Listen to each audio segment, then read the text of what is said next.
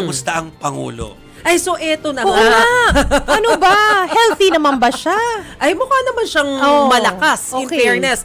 Kung ang pagbabasihan natin ay yung video message na pinadala ni Undersecretary Claire Castro. Kasi alam mo, kagabi pa kami nagkukwentuhan doon sa group chat ng Malacanang reporters. Dahil in-inform nga kami na hindi na makakarating si PBBM doon sa event kanina. Meron kasing awarding ceremony nung 10 most outstanding young men, di ba? Tapos, ang pupunta na lang daw, si E.S. Ralph Recto. So, Okay. syempre, ang kasunod na question doon, bakit? Nasaan si PBBM? Bakit last minute biglang magka-cancel siya ng attendance? So, meron na kaming nahihimigan kagabi na mukhang dinala sa hospital.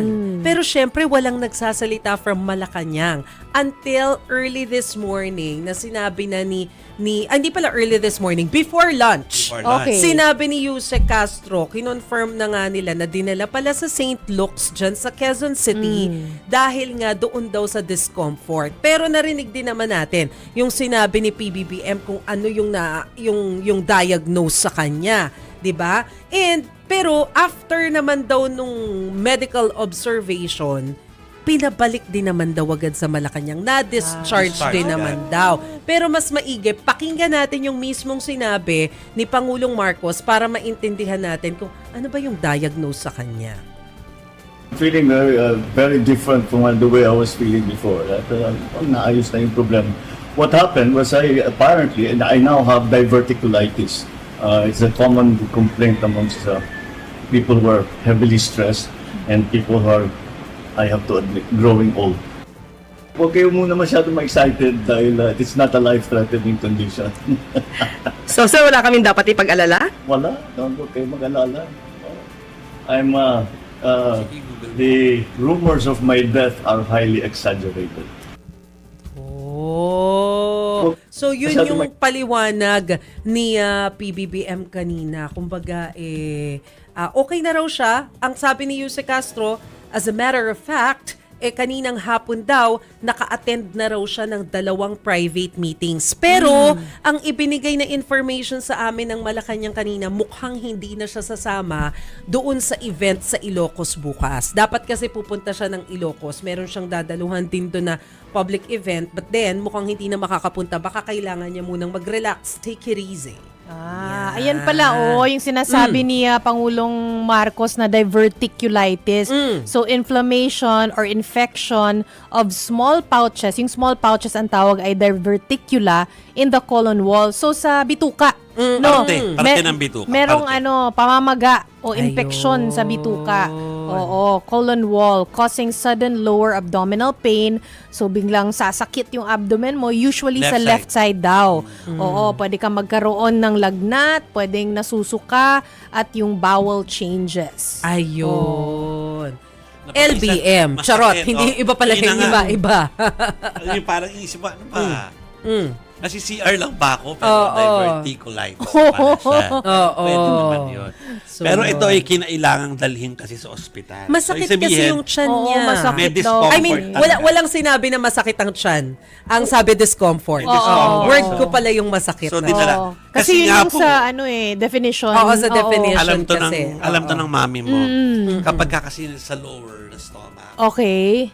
Kapag matanda ka na, kapag medyo kang naramdaman siya, baka kasi can lead to other events. Pwede kang... As in serious? Baka kasi pwedeng, sign na baka magkaka-heart attack ka. Oh. Pero minsan, okay. ano mo lang yun, baka yung diaphragm mo lang yun, baka minsan ganun lang yun. Oo. Hindi siya, kasi di ba usually sa pelikula, alam natin yung sakit ng parang atakin ako sa puso. Makahawak ka agad dyan. Correct, Hindi laging doon nag-uugat. Pwede sa iba muna. Tsaka sa arm din, di ba? Yes. Iniisip Kaya ko, na-confuse ba yung brain mo kung saan yung masakit? Kasi baka maraming masakit. And because of age, kaya dinala na siya. Siguro kahit discomfort lang dinala na kasi it might lead to something. Mabuti lang sigurado. Oo, at saka ito nga yung sinasabi ko, hello, ang presidente ng bansa, pinakamataas sa posisyon sa Pilipinas. Kaya tinututukan natin yung health condition because whatever happens to the president, palaki yung epekto niyan. 'Di ba? Hindi lang sa politika, sa ekonomiya, 'di ba? Yeah. International community, Sa malaking succession. impact sa succession. Nako. Kaya talagang tinututukan natin 'yan. Pero eto, sabi nga ni Jovi kanina, importante talaga yung proof of life. Di ba? Oo, buti nga. Kaya maganda Ayun. na ginawa Ganda ng naman, Malacanang yon. Kasi talagang paghuhugutan niya ng kung ano-anong spekulasyon. Good thing, naglabas sila ng video, nakita natin, mukhang okay naman si President. okay na okay. Mabuti na sa mismong Malacanang na manggaling ang detalye kesa magtrabaho tayo bilang media para alamin yan. Tapos magkakaroon ng spekulasyon yung ibang mga tao. Mabuti sa kanila na Oo, manggaling yan. mahirap walang Nangyari na po yan ng konfirmasyon. panahon ni FBR, di ba? Na nagpunta ng Makati Med at na-confine doon nag-cover ang mga Malacanang press corps sa baba. Sila Vicky Robles. Yeah. Diba? Sa Malacanang reporter, Malacanang si Chang reporter. Vicky. Tapos nung FBR. panahon ni GMA, Oh yes, St. ilang Luke's. beses. Oo. Nag-Asian pa nga, isang beses. Oo, Sa The Leak.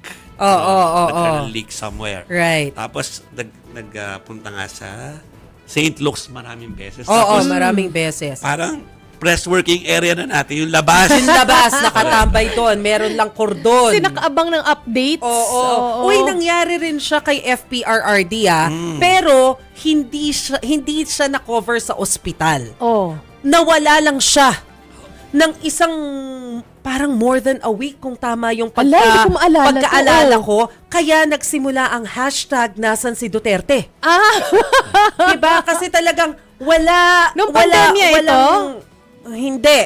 Before before the pa, pandemic. May lumabas na ganun. Tapos, kaya ilang beses din naman kasi siya nangyari. Correct. So, kung may edad matatandaan naman na natin, rin. ilang beses na rin naglabas noon si Senador Bongo na dati ay Special Assistant to the President pa, ng picture ni FPRRD showing merong Philippine Star. Philippine Star. Oh, Our may date partner. para makita ang date ng dyaryo na katunayang, hello, proof of life, buhay na buhay ako. Oo. Kasi nga ganun ka-importante ang health issues pagdating sa presidente. Yeah. Not because everyone's wishing for it, but because karapatang malaman ng mga Pilipino kung kamusta ang leader nila. Yes. Okay?